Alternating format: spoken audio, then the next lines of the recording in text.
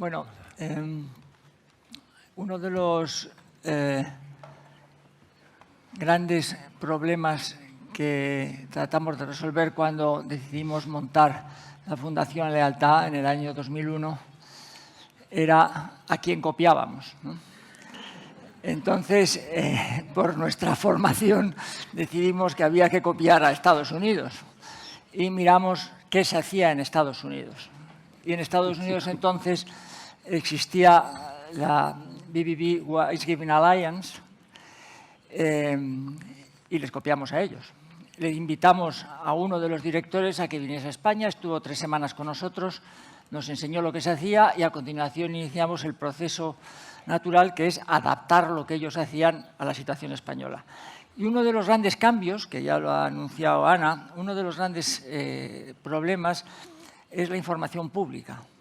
En Estados Unidos y en muchos países de Europa, la información pública sobre el sector, sobre las ONGs, la Charity, es excelente.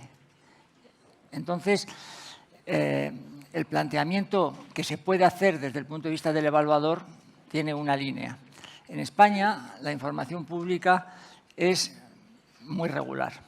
Y además de que es muy regular, es muy difícil acceder a ella. No sé si habéis tenido la experiencia, pero si uno va a pedir al protectorado o a algún ministerio información sobre una asociación, es visto con sospecha. Entonces es muy difícil. Nosotros nos planteamos que teníamos que empezar por contar con el sector. Y de hecho, el 95% de la información que nosotros tenemos es información que nos dais vosotros, nos dais las ONGs y sobre la que trabajamos. Con lo cual, son dos problemas distintos. El problema de Estados Unidos, cómo lo enfocan ellos es una cosa y cómo lo enfocamos nosotros es otra. De todas formas, hacemos lo mismo. Tratamos de evaluar al sector. Y en Estados Unidos hay hoy, Charity Navigator empezó en el año 2002, BBB Wise Giving Alliance estaba previamente. Hay 2 modelos bastante distintos para hacer lo mismo, ¿no? Charity Navigator es una organización que lo que hace básicamente es tratar datos públicos y con un tratamiento muy sofisticado hasta el punto de que informan sobre 200.000 ONGs, ¿vale? Wise Giving Alliance tiene también esos datos, pero los trata de otra forma distinta, un poco más parecido a lo que hacemos en Europa, y los trata con un nivel de análisis de profundidad un poco mayor que el Charity Navigator.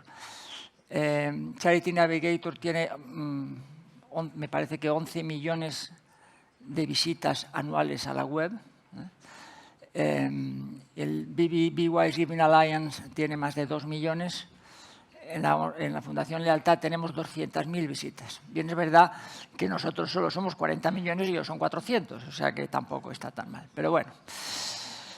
Entonces, vamos a hacer, os hago unas preguntas y vosotros las contestáis, acordándoos de que hablamos para el público, no para el que pregunta. El que pregunta es irrelevante. Okay, first question. How is the sector, the NGO sector, the charity sector in the US now? Give us a short impression. Art, and then Michael. Well, I think the charity sector continues to grow. We see about 70,000 new organizations established every year. And there is growing interest among some donor segments in supporting those organizations. There are some new developments also. We're seeing new charitable enterprises come up in the way of, I call them hybrid organizations. They are somewhat business and they're somewhat charity. And they're creating some interesting dynamics in the field. And also, what I would consider to be tax entities that enable people to put money into what we call donor-advised funds. And these are growing enormously in the United States. And there's some debate about the value and helpfulness of these organizations. But overall, I would say our sector is growing. If there is a concern, though, it is what someone has also mentioned, Burkhardt, I think, mentioned this about Germany, and that is we're seeing a declining number of people donating to charity. Even though the amount of money that charities are receiving continues to go up, the number of people comprising that donated amount goes down. And we've seen a dramatic drop in about a 22-year period where we're now somewhere around 49.5% of families give to charity, where we were somewhere around 60 or so percent. So we're concerned about that drop, and we're trying to see what we can do to change that. Thank you, and good morning, everyone. Because we're speaking from the same country, I'm going to try and give you a slightly different response than what Art has just given, because I agree with everything he's said. One of the things, we talked about the tax forms before and the fact that it's a transparent system. It's also the reason we have a growing number of nonprofits in the US is that it's fairly easy to incorporate what we call a 501c3 charity.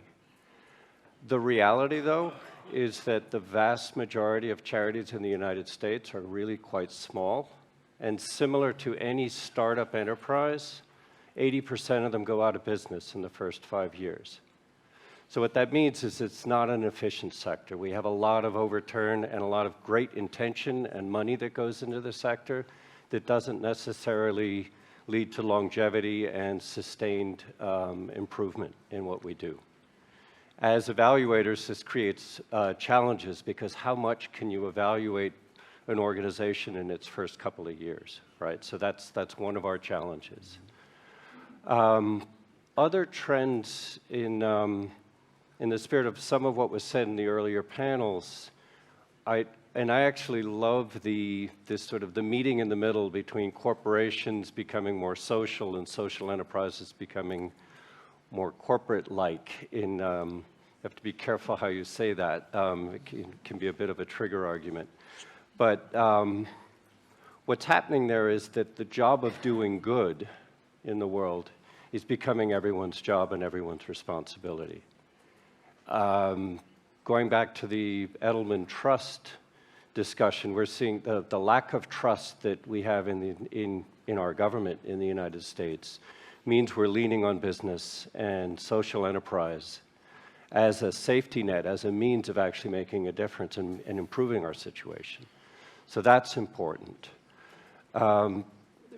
Another trend that is, I think COVID and the escalation of social justice issues, the racial reckoning that we're facing in the United States, that has driven a lot of focus and attention to smaller community-based organizations, organizations coming from underrepresented communities in the United States, and that's a really big part of focus, and it's also become a part of focus for us as the evaluators.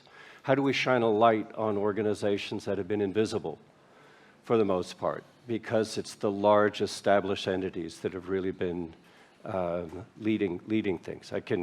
In our own history, we're a 20-year-old organization initially created to evaluate the largest, most popular charities in the US.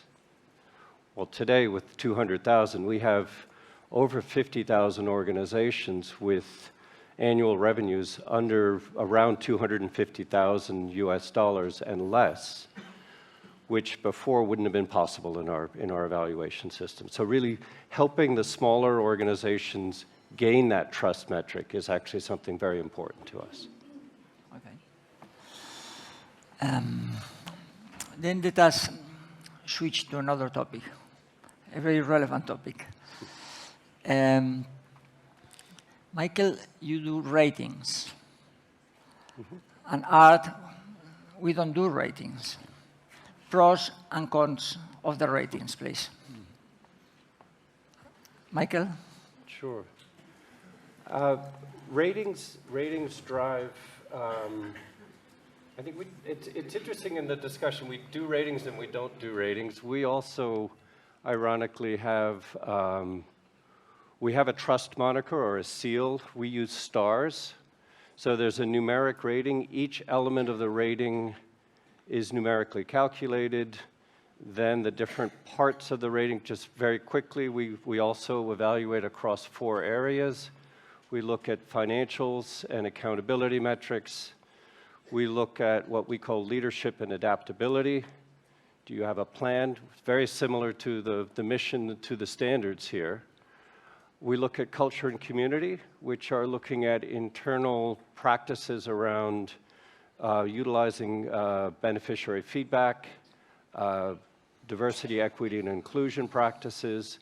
And then finally, in the hardest and the really growing area for us is looking at impact and results. Each one of those gets scored within the subcategory, and then they're weighted across to end up with an overall score. This allows us to do benchmarking. This allows us to do comparative analysis. It also drives behavior, which can be both good and bad. So I can give an example of one area where we changed a key part of our rating, which was around overhead, which we've talked about already in the panels. We had our initial rating from the beginning was looking at driving the least amount of overhead. So there was a competition, and yes, the charities know how to work the system, and so that they would get to 98.8% program expense, and then they were starving their organization. So that led to a negative behavior. We now have changed our overhead metric. The number we've chosen is 70%, and all you have to do is get to 70. If you get to 90, you don't get more points. The older system was driving more points for the higher score, so now it's a threshold. And so that's almost in the spirit of principles, really. In principle, you're getting it right, but stop at that point. And so I think that's where I would say the short answer to your question is ratings drive behavior, whereas, and that's something that you have that's both good and bad. Yeah, well, I think that the best way for me to have this conversation is to focus on our history as an organization. I know we don't have a whole lot of time, but I want to go back to how we were founded and why we were founded in the early 1910, 15 range. And we were part of another organization called the Better Business Bureau, which was doing reporting on the ethics and the behavior of businesses. But after World War I, people were wanting to know about charities that were soliciting them as part of the war effort to help those affected by the war. And so we began to do what was known as information reports. We would get the names and addresses and information about the people involved and what they were doing. There was no ranking or rating or even metrics for standards. We just published the information about these organizations so people could know if something about them. And it was always based on who asked us. If people asked us about the organization, then we would try to do it. Years later, I want to say 50 or so years later, we realized that the Better Business Bureau system alone wasn't helpful. What the Better Business Bureau system was doing was scoring the performance of a business based on the amount of complaints that it had. Well, as you know, we don't get very many complaints about charities because people don't know what to complain about. We don't have that kind of engagement with them. And so to do any type of analysis of an organization and their work, we had to adopt or come up with a set of standards that we could compare the organization's activities against. And so that was the origin of the standards approach. And remember, back then, we did not have access to publicly available information. All of the information that we used in our reports had to come directly from the charity. And so our system just grew up around some principles such as we have to have relationships with charities. We have to develop standards in cooperation with the charitable sector and those who care about it, including donors. And we have to do evaluations that point out when the organization does well against those standards and when it doesn't. And so that was our, and in an environment, of course, where there wasn't a whole lot of public information. And so that's how our system evolved. And as years went on, we continued to try to improve on that. Our focus was never really on scale, doing every organization. We only wanted to focus on the organization that people focused on the most, or the ones that were soliciting the public the most. That was our primary objective, and it remains our objective today. And because our work does involve gathering information directly from the charity, we spend a lot more time than we'd like to sometimes working with the charity to gather that information and to verify the information that it provides. And so because of that, it's also difficult for us to scale the work. We have to stay focused on the organizations that are most visible, that are in front of people using this approach. Now, I will say that the standards themselves, because they're written so clearly and they're published, even if organizations don't go through the evaluation process, they're aware of what these standards are and they can use them in their own operations. And donors can see them as well and know which questions to ask of charities when there aren't evaluations of them.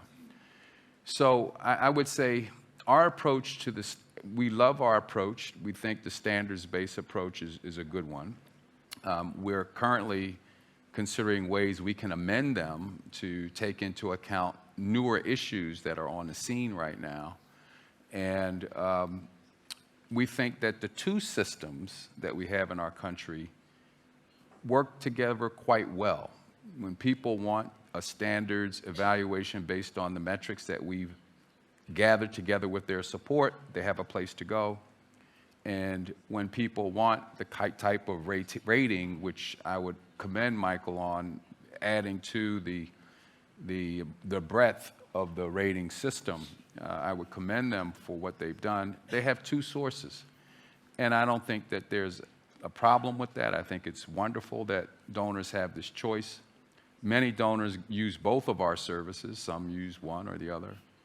And I think in a world where we're trying to encourage greater transparency, greater trust, it's important that we have these systems that work. Both of us, I'll say this, it would be nice if we could get more money. So if any of you have more money you want to give to us, we could do a lot more, I think, if we had more money. It's an important point. We're both charities, right? So even though we evaluate charities, we are charities. Yeah. So. Yeah. No. Money is a very good thing, anyway. But let me go back to this question. What do you think the charities, how do they consider the rating or the seal? Do they prefer one or the other, or they prefer both, or which is your experience? Art. Well, I'll start. I think in today's environment, charities want both. If you go to a particular website, you'll see our seal along with Charity Navigator's seal, and you'll see probably Candid's seal as well. I think organizations, at least they tell me, they're looking for ways to demonstrate their trustworthiness to donors, and it's important to them. If you check on our website, I do videos with interviews with charity executives. And at the end of my interview, I always ask them, why are you going through this? Why do you do this? And they'll always say, because we believe it's important for our donors. We think it's important that they see that we are being transparent and that we have nothing to hide. The short answer is both. The reality, go back to, we have roughly 1.6 million charities in the United States. As a charity, you have to differentiate yourself. You have to prove trust. It's how you get support. The better you do that, the more you articulate your trustworthiness, the value, the impact that you're creating in the world, the chances are you'll get supporters and you'll be able to continue and meet your mission. So it's very much, it brings value. We have, if you look at our website, you'll see we have the BBB accreditation. We pay for the standards. We want that. We have our own because we rate ourselves. And then we also have the GuideStar Platinum Seal of Transparency. It matters. People care. Okay, that a good question would be to ask if in Spain charities will like both. I may be wrong, but my impression is that we are not prepared to ratings yet. We are not prepared for that. I think so. But we will see. Another question. What is better for the donor? Which system is better for the donor? That means you give information about 200,000, you have beacons for charities. At the end of the day, you have 11 million visits to your webpage. And you have like 1,500 charities with a seal. You have 2 million visits. It seems that you are putting your resources, you, Michael, in a bit more information, and you in a bit more of analysis. You also do analysis, you also do information, but you are employing more resources on information and you more resources of analysis, to put it in black and white, okay? What do the donors prefer? Which is going to work better for the donors, for the NGOs? Maybe there is a difference between institutional donors and individuals. That is the question. Michael, you start. Sure. I think, so one key element of what Charity Navigator, our core focus is to make impactful giving easier for everyone. So we have wanted to take a broad-based approach. We have wanted to, particularly with my background is in technology and the use of technology for social and economic change. We had access to large amounts of data from the tax filings from the charities. And the other thing, not just the filings, but the filings are now electronically filed by the charities. That's a mandate from the US government. So that allowed for us to take what had originally started 20 years ago by hand copying the forms that the charities had filled out to actually automatically ingesting that information and running algorithms across it. That helped us go broader. When I first started at Charity Navigator, we rated 8,000 organizations. That was roughly 8 years ago. And I would hear people say, well, I only give to Charity Navigator rated charities. And I was thinking, wow, we rate 8,000, there's 1.6 million. We're not even at 1%. And there's so many great charities out there. Are we actually doing a disservice? Because we're not covering enough. The other part was looking at how do we make our ratings more meaningful? And this is a whole separate topic because the tax forms are interesting, but they're not giving you impact data. They don't tell you what the charity actually accomplishes. And so I'm drifting from your question, so I have to come back to it. I think what we have found, because we're trying to satisfy a lot of donors, we're trying to do that to start them on their journey. We're trying to help them find a decent organization. Our inquiry to the users that we have is really trying to understand how do they use our website. Our own analytics and actually studying of donor behavior shows that many aren't digging into the deeper details. There's a small percentage that really care about the details. We have it there for them, they can get at it. But many are really looking for, tell me that this organization that I've already know about, that they're okay. And give me some basic parameters to look at to validate that. So that's, for us, we find that the broad coverage is important. A lot of that happens automatically, and then a lot of it is donor-driven. So if we get, we would rate new charities. We had a way to vote for an organization that wasn't covered. Because part of the rating happens automatically, that we can do by ourselves today, but the more interesting and the richer data set comes from the charities themselves or data that they've supplied to a third party that we are then buying from that third party as part of our ratings process. That was an odd response to your question, but I tried. Well, I think we are always pushing a snowball uphill in the work that we're doing. First of all, people generally give because they're moved emotionally to make a gift.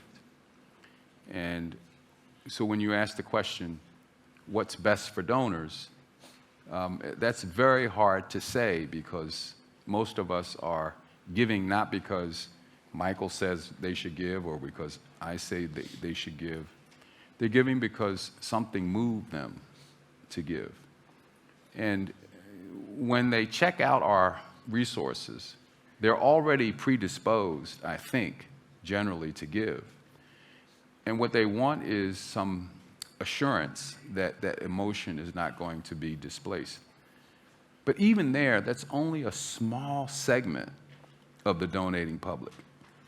Very small segment will use any source before making a donation, which is perhaps why we really think one of the things we do in our work is so important has to do with the appeals. The fundraising appeals are really important because most people will only read the appeal or listen to the appeal if it comes over the airwaves. And they'll make that decision solely based on that. And so we think as a standard or as a monitoring organization, it's important that we pay attention to those appeals and that we make sure that they're not misleading or giving bad information or promising something that the charity is not able to deliver, because that's what people are going to rely on. So we push that. The second thing I would point out is that even though there are a certain number of people who use our information to make decisions, the truth is that charities are going to be the source of why people make gifts. It's not going to be the monitoring organizations.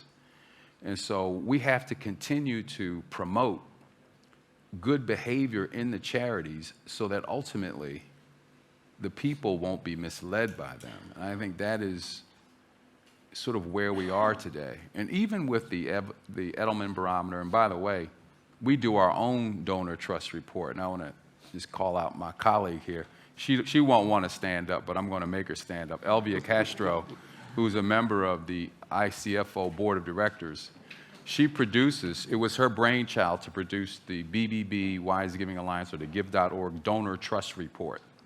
And so we publish these reports every year to get a sense of how people think of trust in charities in the United States and in Canada. And we see from these reports that people are fairly consistent in what drives them to give.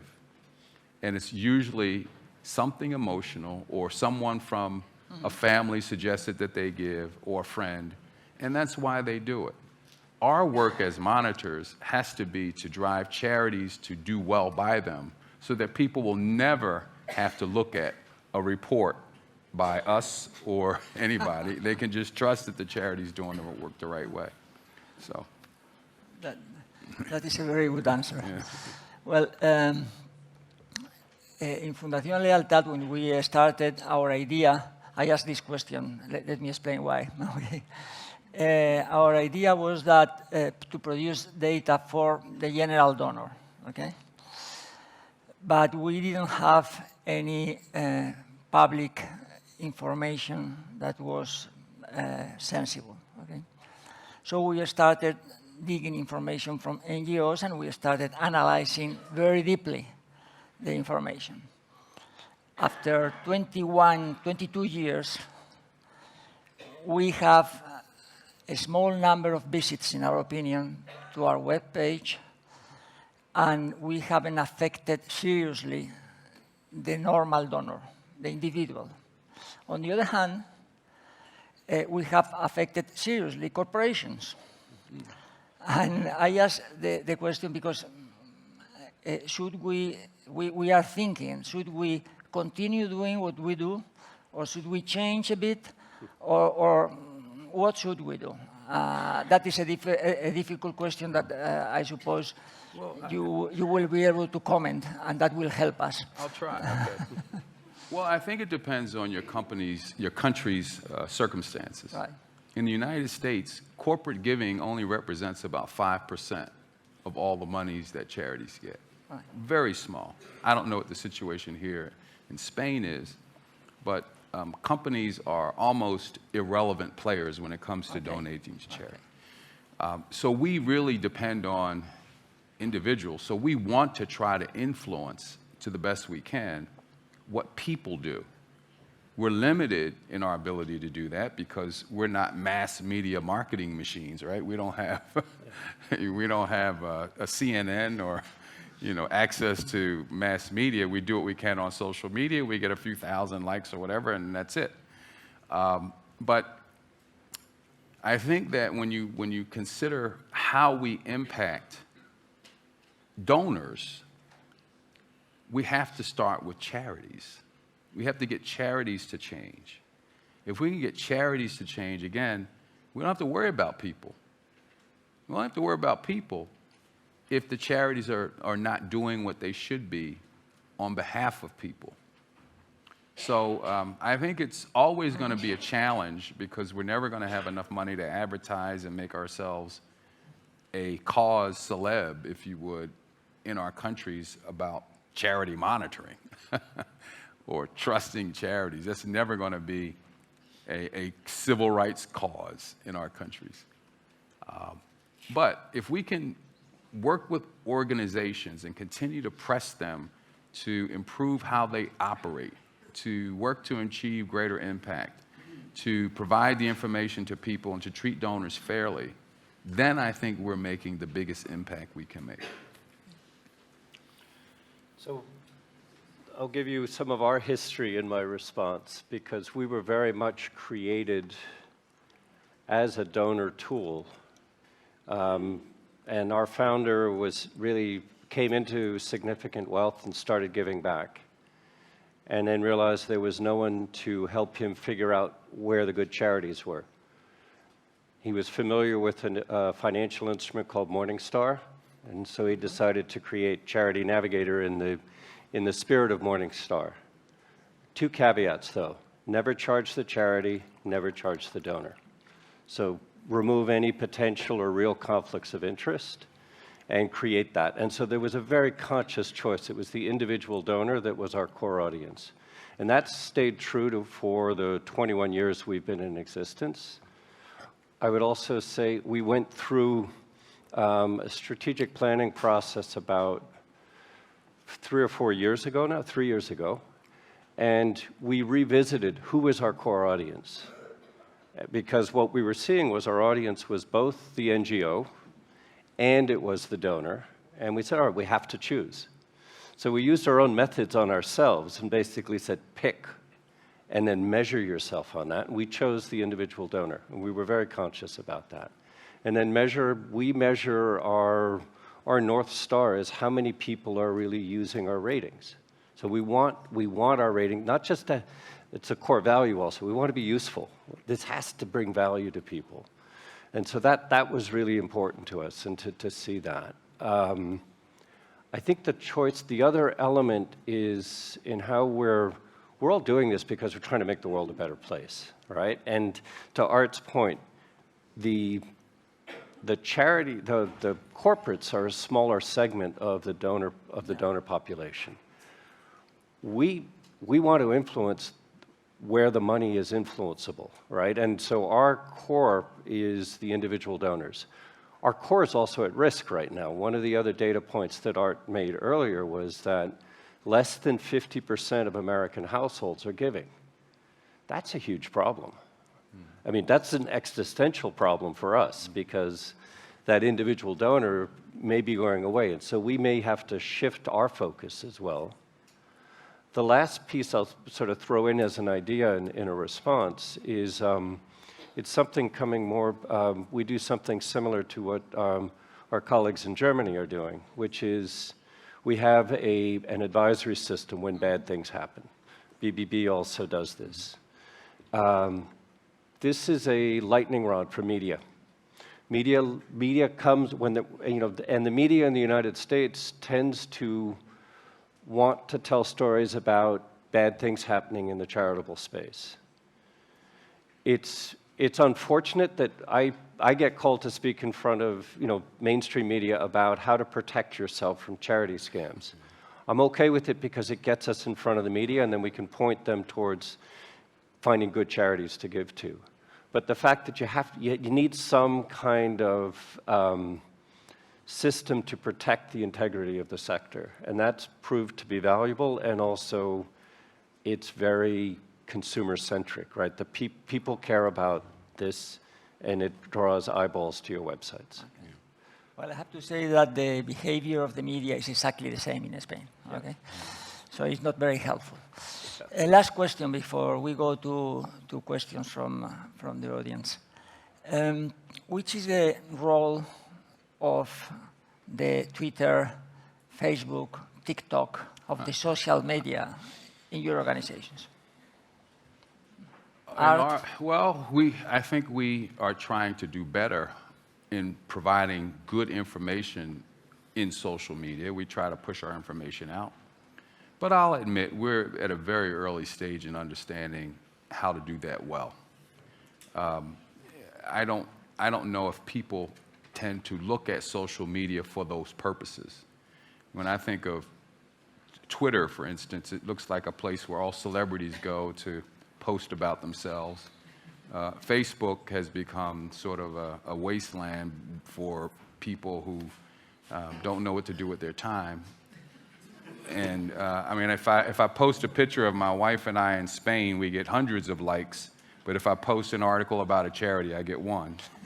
So, and you've probably seen the same. And and LinkedIn seems to be growing in popularity, but you don't want to mess it up by publishing the wrong thing and be embarrassed. So, I think the social media world is in flux.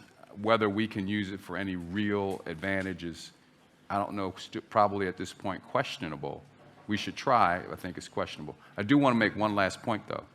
I think the biggest impact we can have with donors is our charity seal. The seals are everywhere because they go out on the solicitation. So if people never come to our website to see a report, they will see the logo.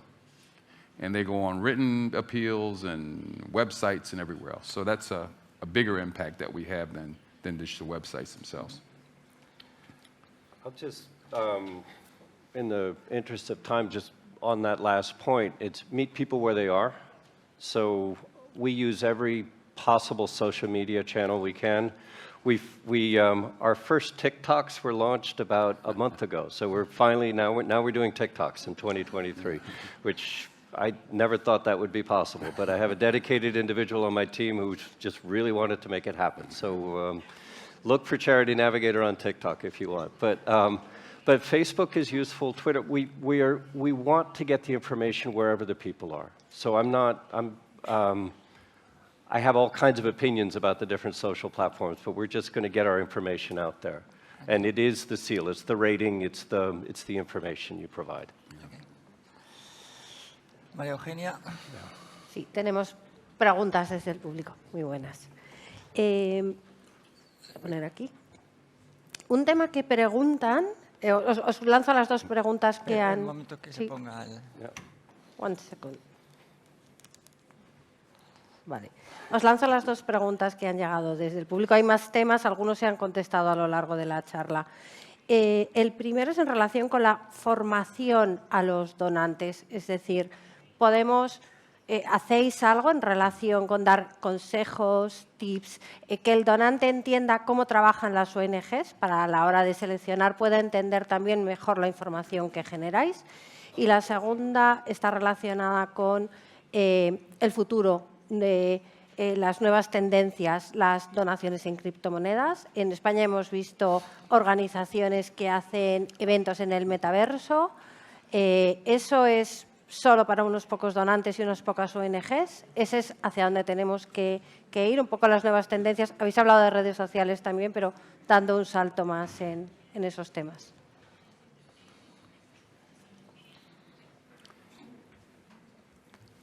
Michael, why don't you start with the first question and you take the crypto? Okay. I got lost in the second question. Repeat the first question. The second was about cryptos. cryptocurrencies. Crypto donations. And then the first was? Training. First was for the training. donor, Yes, tips, donor training. Tips for the donors. Yeah. So real quick on this. We work under the spirit of, I like food, and so nibble, bite, and full meal. And I don't know how you translate nibble into Spanish, but so what that means is we definitely provide donor information in small bites, small nibbles, like just a little, and then a bigger bite, and then for the person that really wants to dig in, there's a full meal. So it's all there on the website. If the curious donor can get lost and spend a week. The not so curious, they'll come in, they'll get the rating, and they make a gift, and they're done. So yes, I think donor education is essential, but donors don't want to be educated.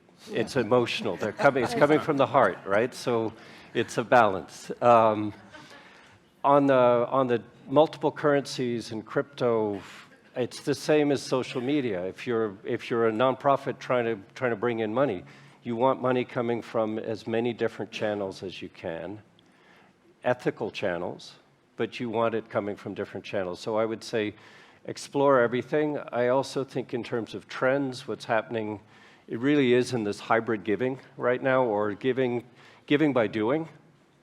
I made a choice to come to Charity Navigator. Has significant financial consequences for my life. I was the chief technology officer at Microsoft. I was living a different life before I came to Charity Navigator. That's what people are doing. That's how it's innovating, is we're saying, I'm not going to do this job. We spoke about this of young people today are taking significantly less pay because there's more meaning coming to them from the work they're doing. That's a trend, which means corporations are doing better and doing good. How we leverage that to change the world, and then I think what's going to be hard for the monitors is how do we keep up when the world gets gray and what we're measuring is not as easily defined as charity, for-profit, and government. Yeah, on the education piece, I would say that we do what we can there. Every week we publish Wise Giving Wednesday, and we push it out in social media into all our email list. And there's always something we think helpful in those weekly posts that we think donors can benefit from. We also, I don't know, you all should take out your phones right now and subscribe to the Heart of Giving podcast. Yes.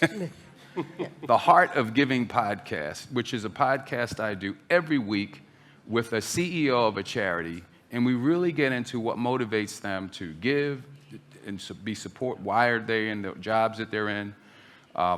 They tell us about their work. They tell us about how they grew up as a person to get into this work in the first place, what's working, what's not working in their organizations. And so it's also a way for donors to connect through this podcast with leaders of these organizations who are largely invisible. No one is out there going out looking for charity executives to interview, but we do it every single week. So I think this is another way, and as I mentioned, we're trying to use videos to do the same thing. So I think we're trying to figure out ways to communicate in different mediums to find people, as you said, Michael, where they are so that we can give them the content that they like to get. The last thing on cryptocurrency, I'll have to admit that our organization followed my lead about 5 years ago and began to delve into blockchain. And we were way more interested in the technology than the cryptocurrency. I saw the cryptocurrency as a way of distributing information through a protected source, which is the blockchain, not so much the cryptocurrency. But as you know, the cryptocurrency became the thing that everyone cared about. So we're now, I think, leveling off of what cryptocurrency is. We know that the speculative aspects of cryptocurrency aren't real, and what we're seeing as values of this may be more realistic. I do think, though, that there's way more that we can do with the technology. And it's hard to separate, for some people, the technology, which I think you can do a lot of good with, from the cryptocurrency, which is really has, to this point, been a speculative instrument, which has, for some reason, people been really good, for some people been really bad. So I would say focus on the technology. And if you want to, we have GiveSafely.io, which is the first ever blockchain-based donation portal created. We created that. It's still very nascent. The technology works. But it's a great place for you to play. And you mentioned metaverse. We also own property in the metaverse where you can actually go and have a virtual meeting on our property in the metaverse. You'll see all of our tools and products right there on our property in the metaverse if you come visit. So if you're interested in that, you can also find me on LinkedIn, and we'll make sure that you can get connected to anyone who's interested in the work we're doing there. Okay, Yeah. Thank you very much to both of you. Ahora me parece que es el café. Can I say one thing? Yeah, sure, I just wanted to thank you, first of all, because you invited us here 10 years ago, 12 years ago, and had a great opportunity. And you've been very gracious, Salvador, since we got back here and for hosting this event. I also want to just congratulate Anna and her team as well for doing a wonderful event. And say hello to my good friend, Patricia Rhoda, who I see here, who was also once head of the organization here. So I had to say that, and I hope you give me the room to do it. Absolutely, absolutely. Thank you very much.